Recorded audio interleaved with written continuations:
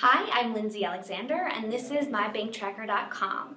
Prepaid debit cards are a major trend in the financial market right now for consumers, and it's growing at a rapid rate, so much so that the market is expected to be $90 billion by 2013, and it barely existed a few years ago.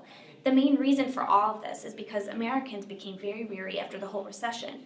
So they were looking for something a little more savvy than credit cards, which got some people into trouble. So by a prepaid debit card, it only allows consumers to spend that money in which they loaded onto the card instead of having a checking account. People are able to keep up with their finances as well, as not to spend more than they can. It also makes it easier for paying online bills or doing online shopping. And this makes things a heck of a lot easier these days. Because back in 2008, there was a whole law passed to make credit cards for consumers harder to get. That particular law I'm talking about is the Card Act and the Dodd-Frank Act. The Card Act made 18 to 21-year-olds harder for them to get a credit card. And the Dodd Act actually made certain debit cards less profitable for banks to issue because of the limits on interchange. But prepaid cards are totally exempt from all this, therefore creating this new prepaid debit card concept to thrive. Prepaid cards are extremely beneficial. However, there are some that have outrageously high fees.